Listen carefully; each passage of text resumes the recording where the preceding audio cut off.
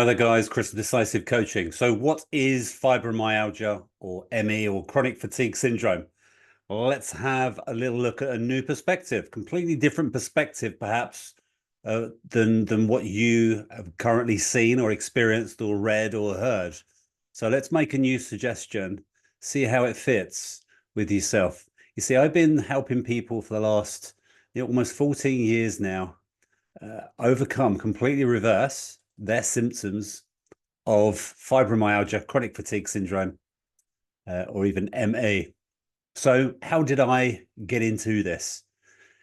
You see, I've been a coach for almost 15 years, and many of my clients, especially more the female clients that was coming to see me for just regular issues, problems within family conflicts. So, inner conflicts, self-devaluation, low self-esteem, low self-worth, being perhaps in abusive, physically, mentally, emotionally abusive relationships. So helping people, family conflicts, family dynamic stuff, dysfunctional family, that type of stuff is where I started with my coaching practice. Now, what I discovered over the years, and it didn't take that long to see this very common pattern develop with many of my clients that weren't coming to see me specifically because of fibromyalgia or chronic fatigue syndrome. Many of them, lots of these ladies were actually diagnosed with these chronic fatigue syndrome, fibromyalgia, or ME. Now, what I started seeing was a very common set of patterns in their personality types, how they was living their life, the quality of their thinking, their values, their belief systems, their overall operating system. There seemed to be a very common pattern with these people that were diagnosed with and was struggling with these types of symptoms. So that's what got me into it. And then a few years later, I discovered something called meta health. Then I found the origins, or straight to the source, which was, of course, German new medicine. And it started making things that much more clearer for me. Excuse me.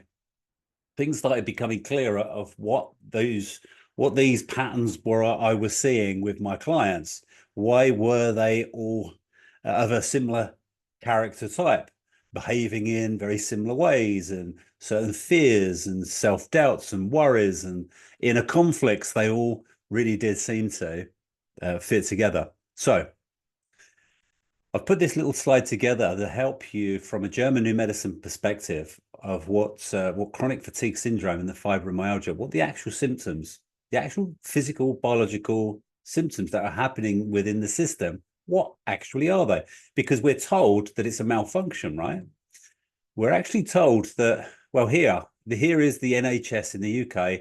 Here is their overview of fibromyalgia. So the overview is fibromyalgia is a condition that causes widespread pain and extreme tiredness. So they do exist. It's not something some people say, well, it's all in the mind. No. They are actually physical symptoms that people are experiencing for sure. Symptoms of fibromyalgia vary from one person to the next. The main symptom is pain all over the body. Now, here is where I would disagree based on my own personal experience of working with hundreds of people over the years. There is no cure for fibromyalgia.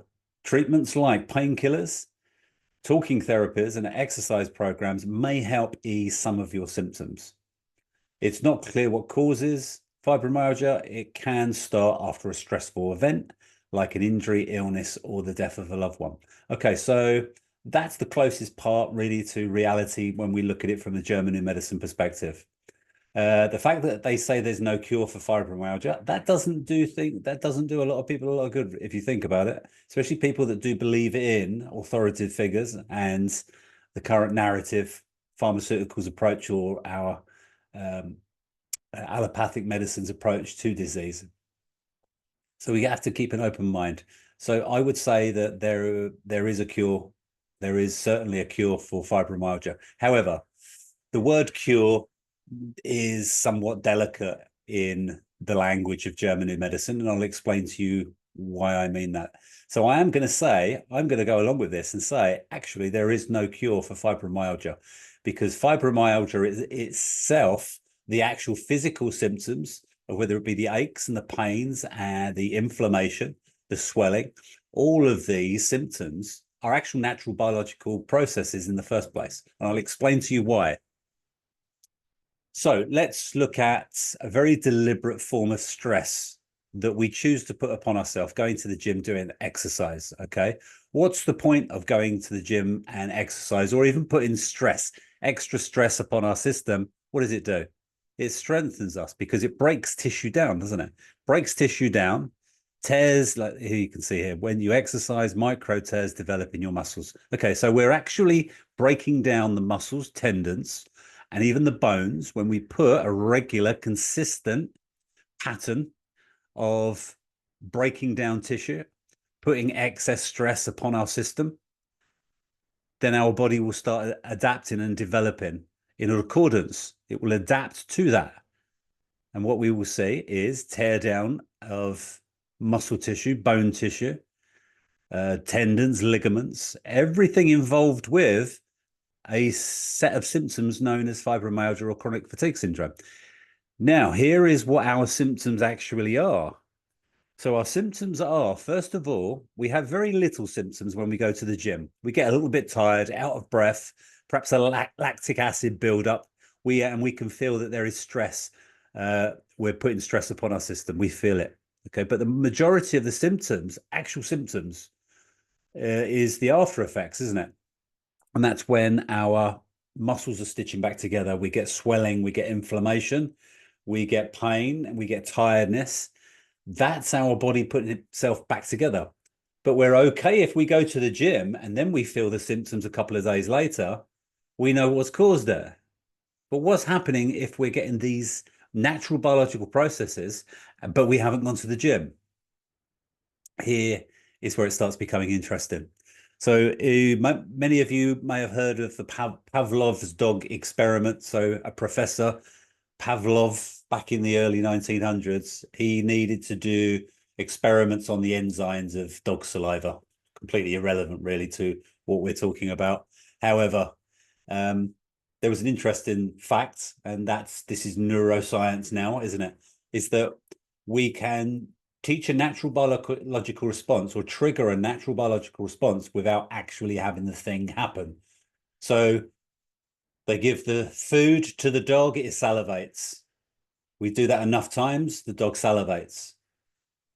If we ring a bell while we give the food to the dog, enough times, it salivates still.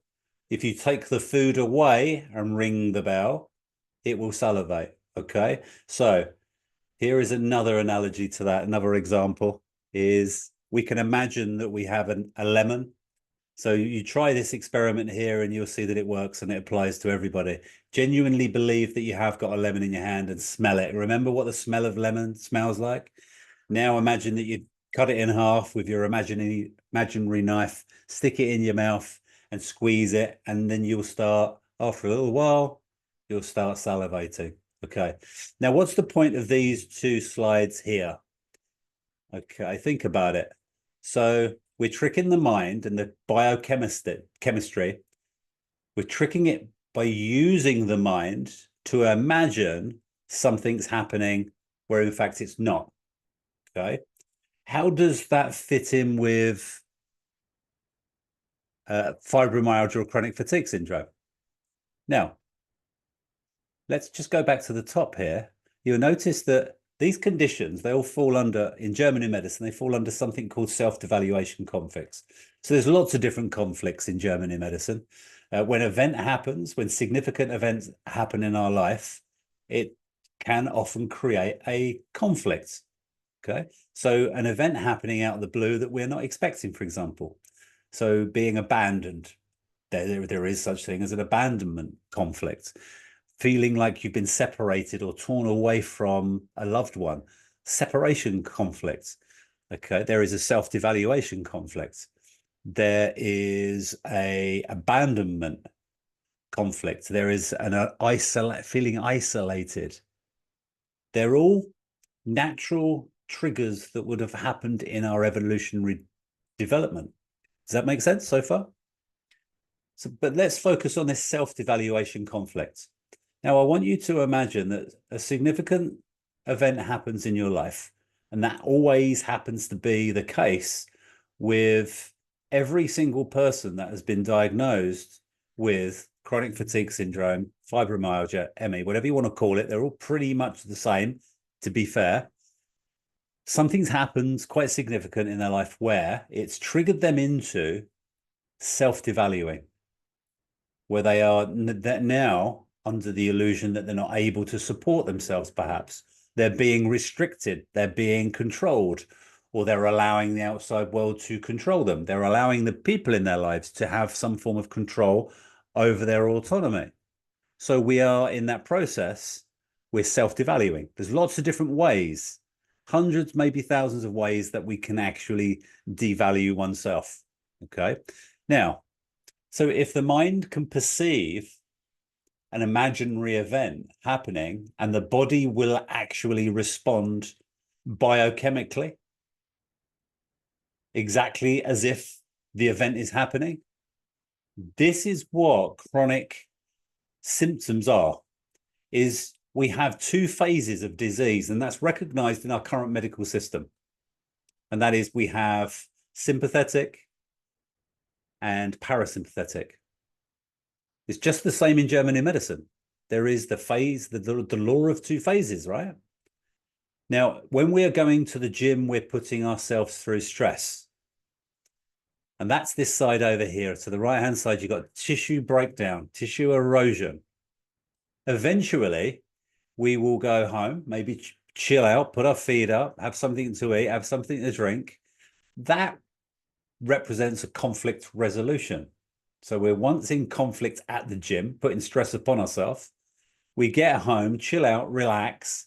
That's the conflict resolution. Now our body will start going through the healing phase or the parasympathetic phase. And that's when we feel like we can't really perform. We're tired, right? Okay. So we feel a bit exhausted. We're starting to feel a little bit achy, might have a few aches and pains. But this is happening over the next few days after going and having a hard, heavy session at the gym, right? So we're going through the healing phase. Now, if we're triggered back into, let's say we go back to the gym too early and work the same muscle groups, it's going to erode the tissue even more. But we haven't healed properly yet. Okay, but then we go back through and have a little bit of time off, and we then start expressing symptoms again. Then we go back to the gym again too early without fully recovering again. So now imagine that you are triggered back into, so there's things that happen. You listen to all of the stories and the videos on YouTube and the stories of clients and people that there doesn't seem to be any rhyme and reason, where in fact there are external triggers, people saying certain things happening in the environment, people, circumstances happening within the family, maybe the workplace, that are triggering us back into self-devaluating. Okay, setting off that natural biological process of the healing phase, but then we go back into the stress phase. We go from stress phase back through the healing phase. We get then triggered into feeling self-devaluated. And then we go back through stress phase again, where the tissues break down. Then we are coming back. So we're caught in a healing and stress cycle. That's what it actually is. So there's not a negative phenomenon here. There isn't something going wrong. There isn't a malfunction within our body. We're caught in a conflict, a self-worth in a conflict, a self-devaluating in a conflict. We can spiral out of control if you think about it, because the original conflict could be something like, I've been rejected from my job, or I got very, very sick and very poorly, okay, that made me feel unable to be able to cope in life. Once that one sets in and we start feeling the symptoms of that then can trigger off more conflicts, which will affect perhaps more of the body. Because self-devaluating conflicts, they can be quite localized. For me, for example, something that I still have to be very consciously aware of, that is, sometimes I'll go through periods where my imagination starts running riot, my internal dialogue will start saying, I'm going to really struggle to support myself with all of this maintenance and everything that's going on in my life with my other business here of our holiday home company. So sometimes I lose track of my own thinking, and without going to the gym, without doing anything untoward or excessively strenuous, I'll perhaps get lower back issues and problems for absolutely no reason. I resolve the conflict, I deal with it, I breathe it through, resolve it, start talking to myself perhaps in a more productive way, and the problems subside and disappear. Okay, so this philosophy here is actual science, neuroscience. Is you can trick your mind into believing that you're actually sitting in your favorite sports car. Try it. If you've got a favorite sports car that you would love to have, you'd love to try one out, just imagine that you are sitting in it. Now you can start smelling. You'll actually start smelling the leather, perhaps. You may even start feeling the vibration when you are revving the engine. Just try it. So our imagination is very powerful, and it can trick the body into responding naturally and biochemically. And quite literally, quite physically, it will respond and go through these natural biological processes of where our muscles and bones and ligaments and tendons, in other words, tissue breaks down in the stress phase, regrows in the healing phase. In the healing phase, we get certain symptoms that we don't get when we're in the stress phase. And that is inflammation, body pain, exhaustion, maybe even brain fog. Because if you get caught in this cycle for a long enough period, you're going to get brain fog. Your brain is going to want to start shutting down, blocking out, and perhaps finding a more productive way forwards. Okay. So it's nature's way of getting us back to a place of health. But unless we resolve the conflicts, we will stay stuck in the cycle. Hope this helps, guys. If you need any help and advice going forwards, just follow the links below back to my website, book in perhaps, and have a consultation of how we can resolve and help you to resolve your inner conflicts that's keeping this cycle alive. Thanks again. Don't forget to like and subscribe to my channel. Thank you. Bye.